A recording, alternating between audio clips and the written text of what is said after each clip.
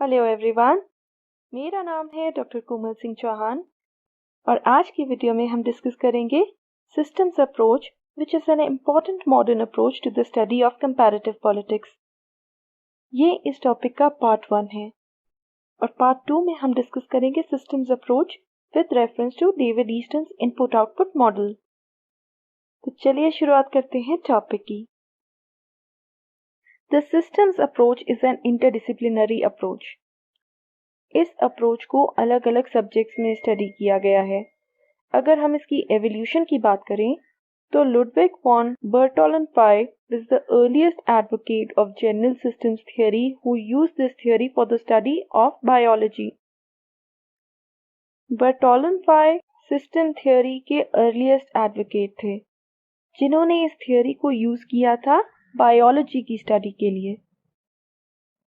From biology to anthropology, then it was adopted in sociology and psychology, and during the 60s it was adopted for the study of politics.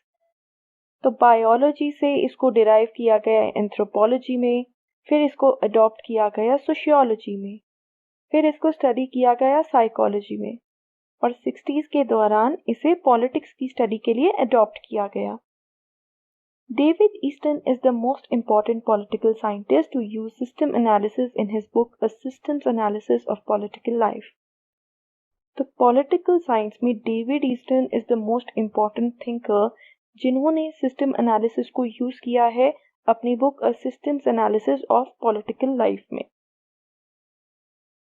David Easton के अलावा Gabriel Almond, Talcott Parsons, Karl Deutsch and Morton Kaplan कुछ ऐसे thinkers हैं जिन्होंने systems approach को study किया है। इन political science, while David Easton and G. A. Allman have applied system analysis to national politics, whereas Morton Kaplan has applied it to international politics. Political science में जहां David Easton और ऑल्मन ने system approach को national politics में apply किया है, वहीं Kaplan ने इसे इंटरनेशनल पॉलिटिक्स में अप्लाई किया है। It is an important modern approach to the study of comparative politics. ये एक बहुत ही ज़रूरी मॉडर्न अप्रोच है कंपैरेटिव पॉलिटिक्स की स्टडी के लिए। डेविड ईस्टन की सिस्टम अप्रोच को हम समझते हैं उनके इनपुट आउटपुट मॉडल के थ्रू। सिस्टम्स अप्रोच को अंडरस्टैंड करने से पहले हम ये समझ लेते हैं कि सिस्टम होता क्या है और इसमें क्या क्या आता है। So system is a whole that consist of several parts. System एक होल है, इट्स एन एंटिटी जिसके काफी सारे पार्ट्स होते हैं। Just like human body has several organs, system means a group of individuals or things which interact with one another and the environment around. System एक individuals का, लोगों का या things का एक ग्रुप होता है जिसमें वो एक दूसरे से interact करते हैं and they also interact with their environment. It contains elements that are related to each other by some pattern of behavior or traits. तो सिस्टम के कुछ एलिमेंट्स होते हैं या पार्ट्स होते हैं जो कि एक दूसरे से रिलेटेड होते हैं by some sort of pattern. वो चाहे कोई बिहेवियर हो, चाहे कोई क्वालिटी हो, चाहे कोई ट्रेट हो। एज पर Almond, a system has A comprehensiveness, B interdependence and C existence of boundaries. तो ऑलमंड के अनुसार एक सिस्टम कॉम्प्रिहेंसिव होता है as it includes all the interactions of inputs as well as the outputs. तो inputs outputs क्या होती हैं ये अभी हम डिस्कस करने वाले हैं। तो सिस्टम में हर तरीके की इंटरैक्शंस इन्वॉल्व होती हैं। इसमें हम ये भी समझते हैं कि जो सब सिस्टम्स हैं वो आपस में कैसे इंटरैक्ट करते हैं। There is an interdependence between the parts of a sub system. देखिए, सिस्टम के पार्ट्स को सब सिस्टम कहा जाता है। सो लेट्स से अगर हमारा देश एक सिस्टम है तो इसके सब सिस्टम होंगे political system, social system, economic system. तो ये सब सिस्टम्स जो हैं एक दूसरे से इंटरैक्ट करते हैं, एक दूसरे को इन्फ्लुएंस करते हैं और इन्हीं के इंटरडिपेंडेंस की स्टडी सिस्टम्स अप्रोच कहलाती है। Boundary means where one system ends and another one ends. तो आलमंड जैसे कि कहते हैं कि there is existence of boundaries. तो बाउंड्रीज क्या होती हैं? बाउंड्री मीन्स कि जब एक सिस्टम खत्म होता है दूसरा शुरू हो जाता है। यहाँ पर ends नहीं आएगा, यहाँ पर begins आएगा। So this is the reason why Ullmann says कि एक सिस्टम कॉम्प्रिहेंसिव होता है, इसमें इंटरडिपेंडेंस होती है और there is existence of boundaries. तो सिस्टम को समझने के बाद अगर हम सिस्टम अप्रोच की बात करें, इसमें क्या क्या आता है? इसमें सबसे पहले तो एक सिस्टम आता है। सिस्टम क्या होता है? System is a whole that composes of several parts, जिसे एलिमेंट्स भी बोलते हैं। दीज एलिमेंट्स और objects interact with each other in a pattern.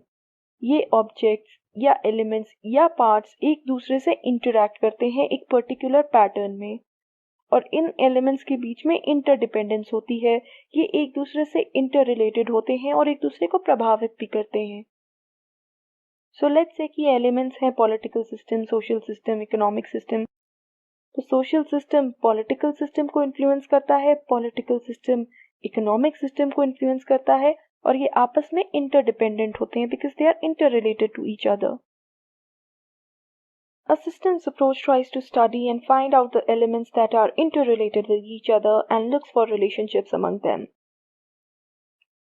तो systems approach का कार्य ही यही है, to study and find out the elements that are interrelated with each other. ऐसे elements को find out करना जो कि एक दूसरे से interrelated है और वो कैसे एक दूसरे को influence करते हैं, and it looks for relationship among them. Different elements या सब सिस्टम्स के बीच में रिलेशनशिप को फाइंड आउट करती है सिस्टम्स अप्रोच। और उसके अलावा ये स्टडी करती है the study and analyse the pattern of interactions among the elements of the system. तो सिस्टम के जो एलिमेंट्स हैं या पार्ट्स हैं वो एक दूसरे से कैसे इंटरैक्ट करते हैं, उसके पैटर्न को स्टडी करना, उसका एनालिसिस करना इसमें आता है। To make a search for factors that help maintain the system. ऐसे कौन से फैक्टर्स हैं जो कि हेल्प करते हैं सिस्टम के मेंटेनेंस पे। इन फैक्टर्स को फाइंड आउट करना भी इस अप्रोच में इंक्लूडेड होता है। It stresses upon the understanding of the system itself which is a set of concepts. ये सिस्टम को समझने की भी बात करती है। सिस्टम बना है सेट ऑफ एलिमेंट्स से, तो ये उस सिस्टम को समझने की भी बात करती है। All this is included under the systems approach. तो अब आपको समझ में आया होगा कि सिस्टम्स अप्रोच क्या है। सिस्टम्स अप्रोच मानती है कि एक सिस्टम जो होता है उसके अलग अलग पार्ट्स होते हैं जिन्हें एलिमेंट्स, ऑब्जेक्ट्स, सब सिस्टम भी कहा जाता है, और ये सब सिस्टम्स या एलिमेंट्स एक दूसरे से इंटर रिलेटेड होते हैं।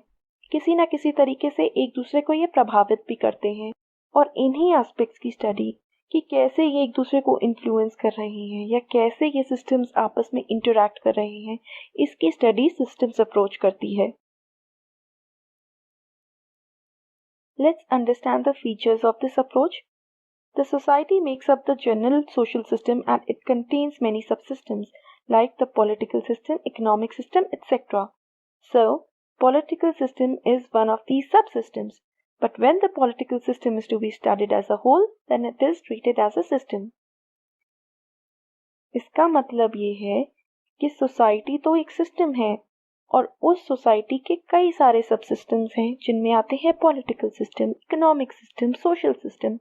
लेकिन जब हम पॉलिटिकल सिस्टम की स्टडी कर रहे हैं तब वो सब सिस्टम नहीं कहलाएगा, बल्कि वो खुद में एक सिस्टम कहलाएगा, बिकॉज हम एक स्पेसिफिक एस्पेक्ट ही स्टडी कर रहे हैं which is the political system and we are studying it as a whole.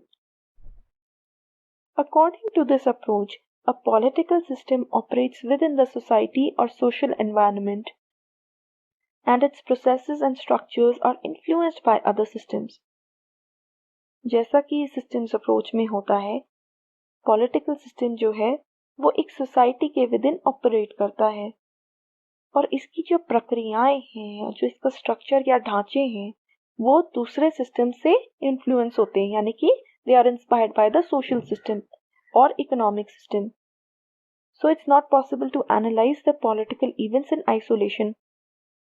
हम political events को isolation में रख के स्टडी नहीं कर सकते हैं जब तक कि हम other systems की स्टडी ना करें।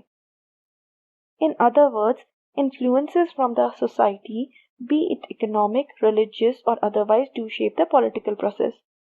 तो पॉलिटिक्स जो है, पॉलिटिक्स की प्रक्रिया जो है, वो सोसाइटल फैक्टर से इन्फ्लुएंस होती है, सोसाइटी के सब सिस्टम से इन्फ्लुएंस होती है, चाहे वो इकोनॉमिक हो, रिलीजियस हो या सोशल हो। तो जैसे कि पॉलिटिकल प्रोसेस है कि हमें अपना कोई नेता चुनना है, हमें अपनी कोई सरकार चुननी है, वो भी इन्फ्लुएंस होएगी हमारे सोशल फैक्टर से या रिलीजियस फैक्टर से। पॉलिटिकल प्रोसेस में आता है कि जनता अपनी सरकार चुने। तो एज पर दिस अप्रोच, अगर एक पर्सन वोटिंग करते समय कास्ट फैक्टर, रिलीजन फैक्टर से प्रभावित है, दैट प्रूव्स कि जो पॉलिटिकल प्रोसेस है वो इन्फ्लुएंस होती है सोसाइटल और रिलीजियस फैक्टर से, which is what the system approach emphasizes upon. In comparative politics, system approach analyzes the interactions, structures, institutions and processes related to politics. तो comparative politics के perspective में systems approach में क्या क्या आता है? सिस्टम्स अप्रोच एनालाइज करती है पॉलिटिक्स से रिलेटेड जो प्रक्रियाएं हैं, स्ट्रक्चर्स हैं, इंस्टीट्यूशंस हैं या जो इंटरैक्शंस हैं, उनको ये एनालाइज करती है। तो आज की वीडियो में इतना ही। हम इस टॉपिक को अपनी नेक्स्ट वीडियो में कंटिन्यू करेंगे। होप आपको ये अप्रोच समझ में आई होगी। सो अगर आपको वीडियो पसंद आई हो तो प्लीज़ इसे लाइक कीजिएगा, शेयर कीजिएगा और मेरे चैनल को सब्सक्राइब कीजिएगा। Thank you so much. आपका दिन शुभ हो।